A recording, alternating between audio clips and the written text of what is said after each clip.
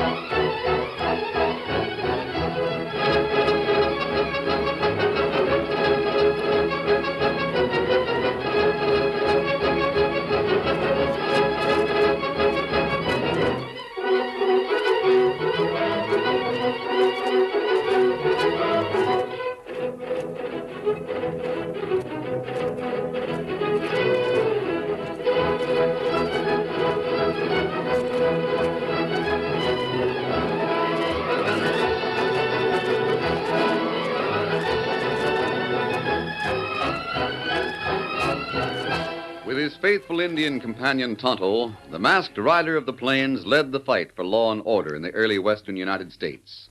Whenever the pioneers gathered around the campfire, they talked of his strength and courage, his daring and resourcefulness. And the story of his greatest adventure has come down to us through the generations. Return with us now to those thrilling days when the West was young. From out of the past come the thundering hoofbeats of the great horse Silver. The Lone Ranger rides again. Come on, Silver. Tonto's waiting on the trail ahead. We've got to hurry. Hi-yo, Silver! Away!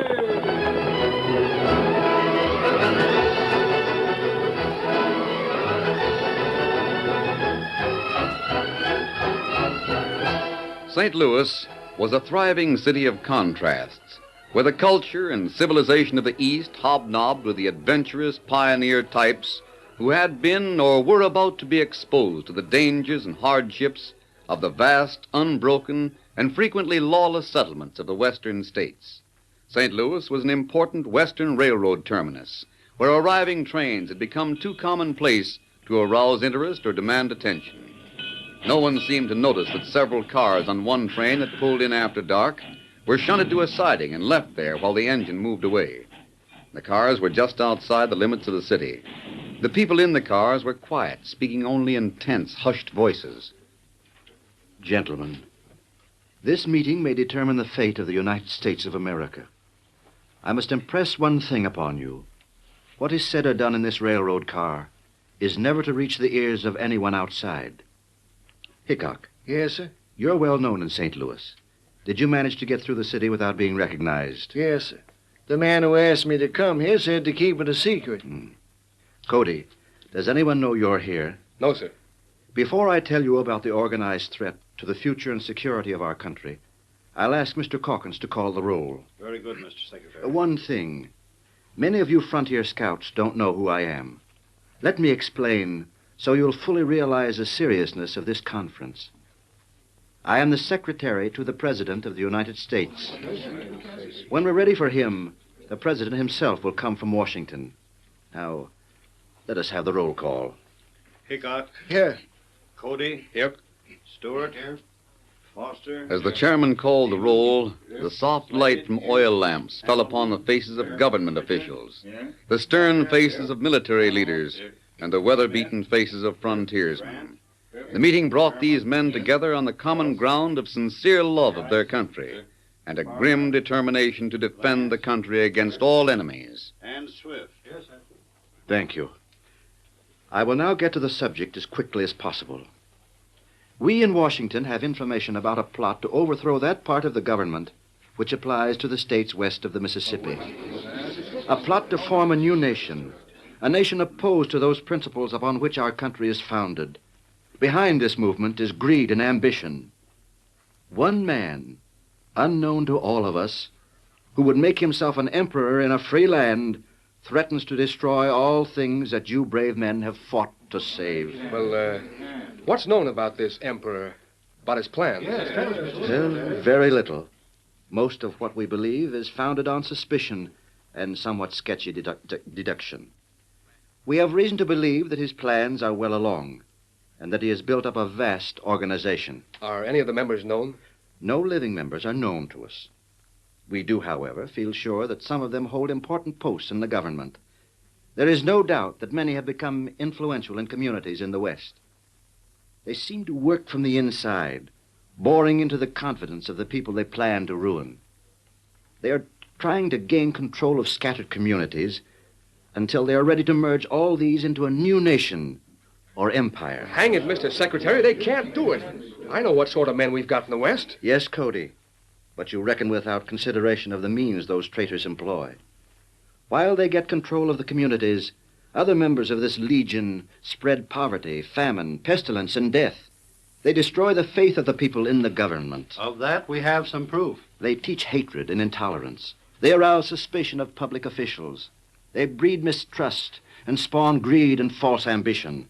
They promise wealth and riches. They're undermining the United States, and they must be put down. You speak as though you knew a lot about them. Some of their methods are known. Any individuals? No. How can we fight people we don't know? That is the problem. The problem assigned to us for solution by the president. The way you speak, sir, anyone might be a member of this gang. That is true. They know us. They know we'll be their opposition, but we don't know them. I'm aware of that. They can shoot from ambush. They can lie and steal, murder, anything that's handy. We can't do those things. Our task is not an easy one. And if we fail... America fails.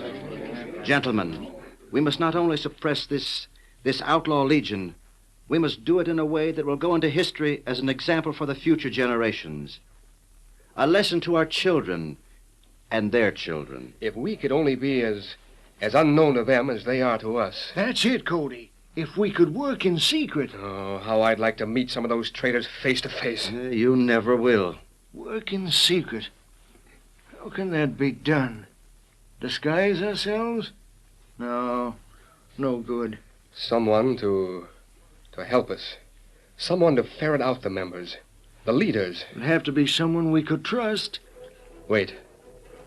I wonder. Cody, there's one man. One man. Whom do you mean? We're both thinking of the same man, but we don't know his name. Don't know his name. If he knew of Don't this... even know where to reach him. Whom are you talking about? You may have heard of him, General, but I doubt if the Secretary or these other men will know the man we're talking about.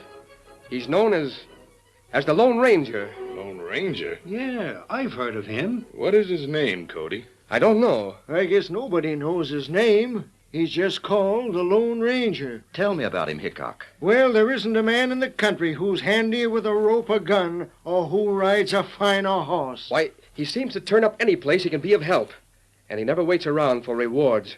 But I'd bet my neck he's been responsible for the capture of more crooks than any 10 men. It's a broad statement, Cody. I'll stand on it. So will I. He wears a mask. He rides a white horse. It's called Silver. Now, if we could only get him working for us, helping us. I have heard stories of the fabulous deeds of this man. I don't believe them. Nor I. What's more, I stoutly disapprove of seeking the aid of a man who refuses to divulge his identity. Now, just 1 minute, Colonel. We're confronted with a situation that calls for all the aid we can enlist. If a man's loyalty to the flag is unquestioned... Now, there's no doubt about that. The Lone Ranger has dedicated his life to the service of the West. He loves the West, and he'll do anything to help it grow. We can't believe all these stories that we hear. You, Cody, and Hickok have a reputation that is second to none.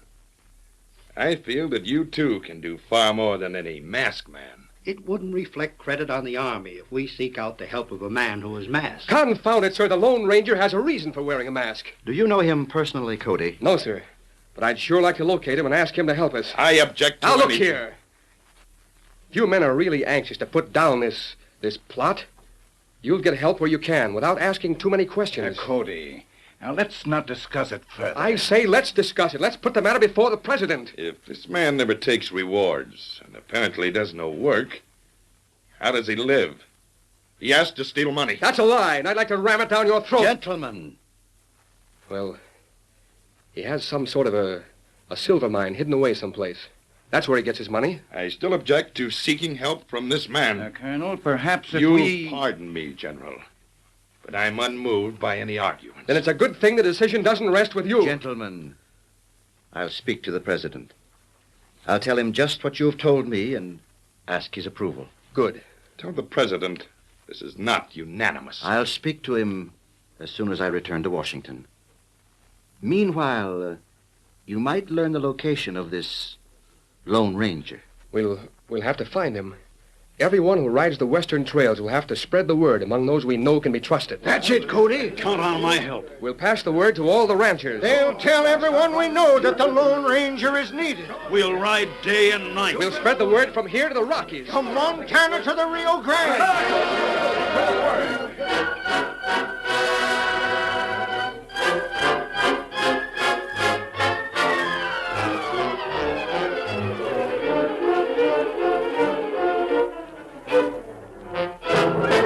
The meeting adjourned.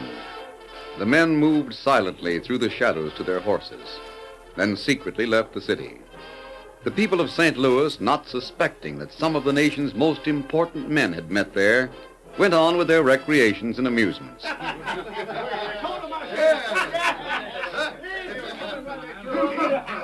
The gambling halls and cabarets were filled with pleasure-seeking crowds that little realized how the fate of the nation might rest on the developments of the night's conference.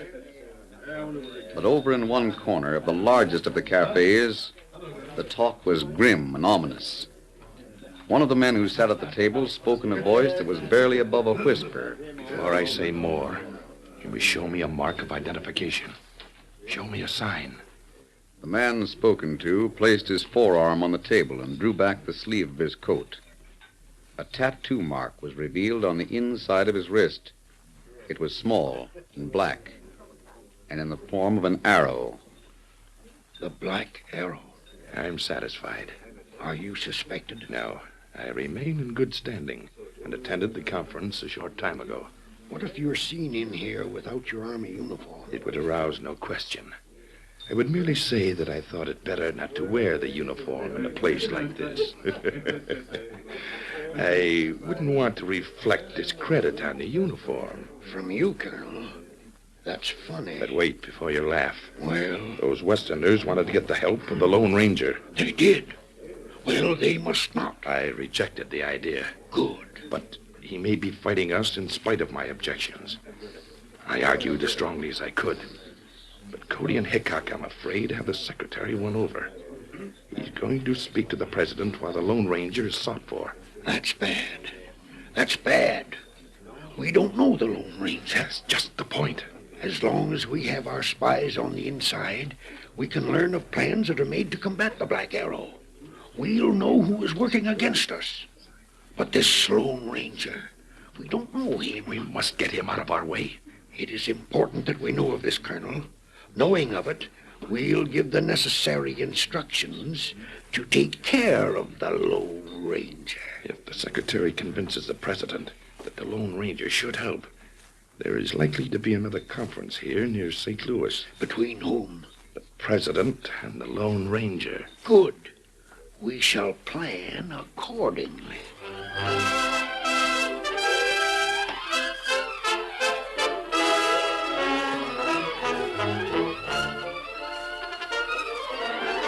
The curtain falls on the first act of our Lone Ranger story. Before the next exciting scenes, please permit us to pause for just a few moments.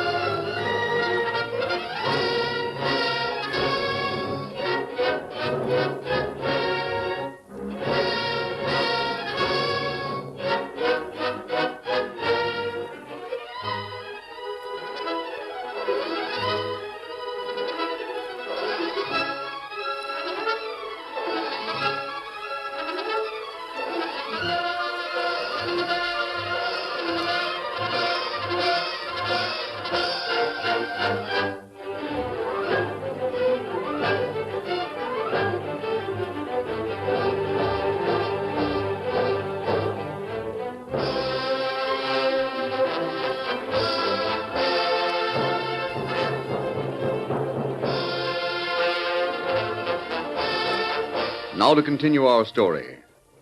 The greatest Western scouts in the history of the nation were riding far and wide in an effort to find the Lone Ranger. The aid of this masked mystery rider was badly needed by the government. He was being sought for by the special order of the President of the United States. He alone, it was believed, could gather information that would help in breaking up a vast, well-organized plot to overthrow the government and set up a new empire west of the Mississippi. Far and wide the horsemen ranged, pausing only when they reached one of the scattered pioneers whom they could trust. Jeb, listen to me. Cody, it's a long time since you've been in these parts. Now keep this under your hat. Have you seen anything of the Lone Ranger? Can't say as I have, not for some time. Heard anybody speak of seeing him around here? Nope. What's up, Bill? If you do hear of him, get a message to him. Yeah, sure thing. What's the message? Tell him to get to the Padre as fast as Silver can take him. The Padre has word for him. Important, eh? The most important message the Lone Ranger will ever get. The Padre, he'll know who you mean? Yes. Well, step into the house, Bill. You can do with a mite of food and rest. I can't stop now. But don't forget what I told you. Get up there. Oh, she never rode harder than that for the Pony Express.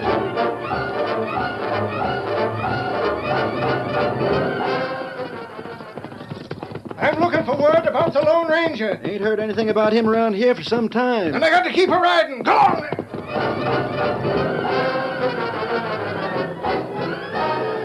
For days on end, pausing only to snatch a bit of food and rest, those Westerners raced on across the plains and valleys, swapping horses with friendly ranchers where their mounts became exhausted. Tirelessly, they pushed across mountains and through ravines, carrying the word, knowing that each time they stopped, the message would be spread in an ever-increasing circle from that stopping place. No one knew where the Lone Ranger could be reached, yet every man felt sure that somewhere, sooner or later, the famous masked rider would learn that he was needed.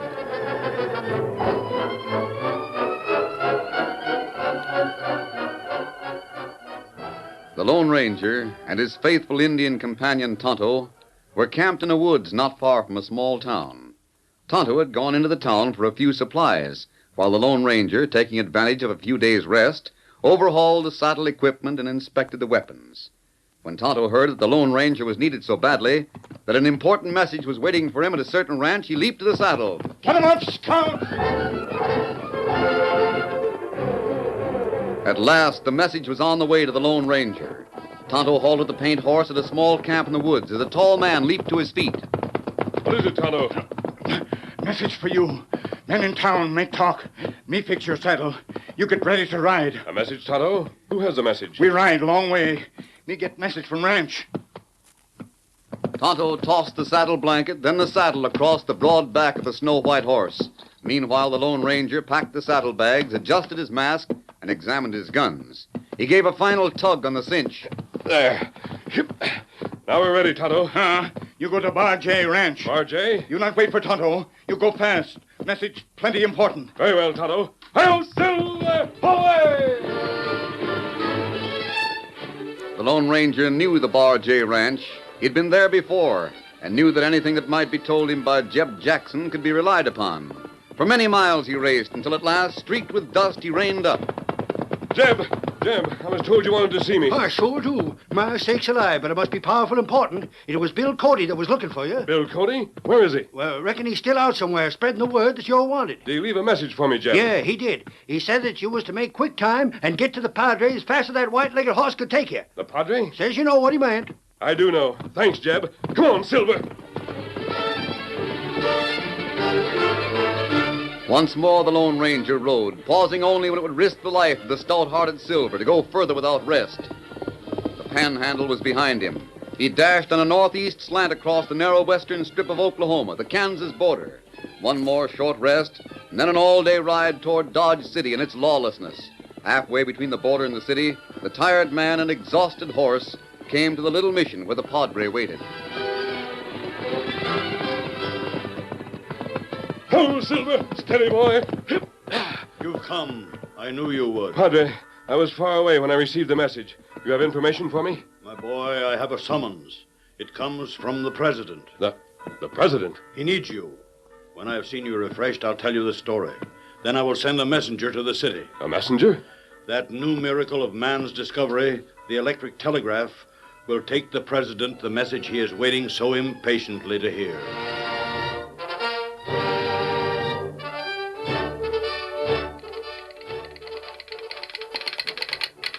Across the nation, from Dodge City to Missouri, Illinois, Kentucky, the message flashed faster than a man could wink an eye.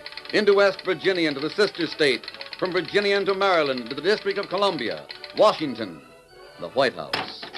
Mr. President. A tired man, eyes hollow with lack of sleep, looked up at the secretary. Yes, what is it? You told me, sir, that no matter what the hour, I was to come to you when word was received. Word? The Frontier Scouts have reached the man we needed. The man? At this moment, sir, the Lone Ranger is riding toward St. Louis. Come on, Silver. Faster, boy, faster. Ho, Silver! Away!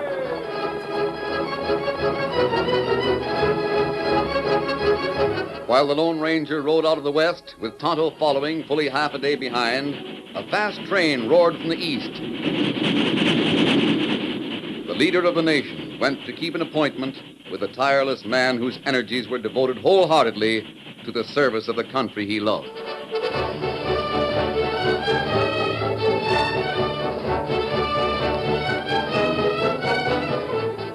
In St. Louis, where east met west, several cars of one train were shunted to a siding on the outskirts of the city, just as had been the case several weeks before. But this time the cars were not left there without an engine. The iron monster of the rails remained on duty, steam up, ready to leave at a moment's notice. It was after dark, and the vague forms of several men moved restlessly about. I haven't seen him yet, Hickok. Have you? No sign of him. But we had word that he'd be here. How we know him? I've never seen him. Fine assignment we've been given. Make sure of his identity before he's admitted to the cars. Might match a draw with him. If he's what he's said to be, he'll outdraw either one or both of us. After the trip he's made? Remember, he had twice as far to ride as we did. That would slow him up some. One thing I'm sure of, Hickok. He doesn't get past us till we know he's the right man. You're right. We've got to be sure. Since the last meeting, I've learned quite a bit about the extent of this plot. It's big, Cody. Mighty big. Yeah. Bigger, I'm afraid, than any of us realized. Hear something? Yeah. A twig snapped. That way, I think. Dark as pitch tonight. Someone moving this way. There, see? It's a man walking. Stand where you are, stranger. Well? What do you want here? I'm expecting. Mask, huh? Yes. I had to skirt the city. Did you walk? No. My horse is over there. I thought it better not to ride too close to this train. What's the name of your horse? I might ask you the same. What's your name? I never use it. Who are you? My name is Cody. Cody.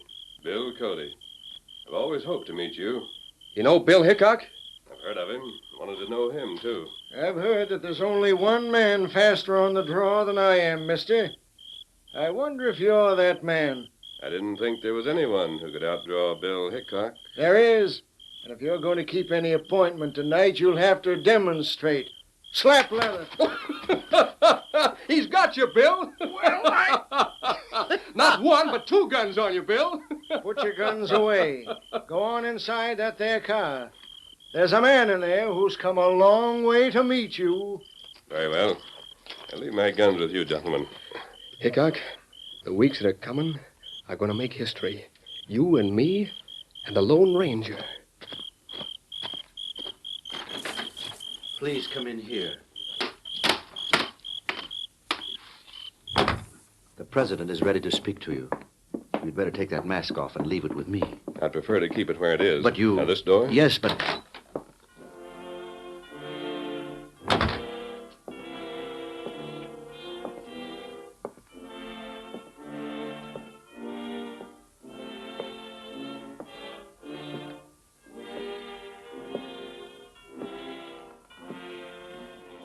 Mr. President? What does this mean? Who are you? Who let you come in here with that mask on your face? Take it off if you want to speak to me. Mr. President, Did I not make myself clear? You did, sir? Upon the recommendation of men whom I can trust, I've come all the way from Washington to hear what you have to say. But I don't propose to listen to anyone who won't show me his face. Mr. President, I'll tell you exactly why I wear this mask. Some time ago, there was a massacre of some Texas Rangers. 6 men were ambushed and shot. There were 6 graves, but only 5 of those men actually died.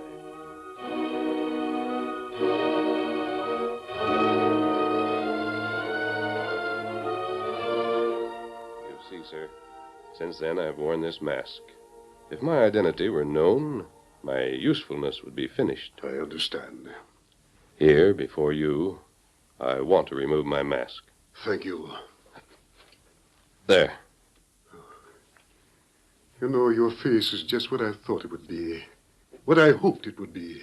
Thank you, sir. Mr. President, I understand that the future of our country is in danger. The next few weeks may determine whether the United States will stand or fall. But let me point this out to you before we go any further.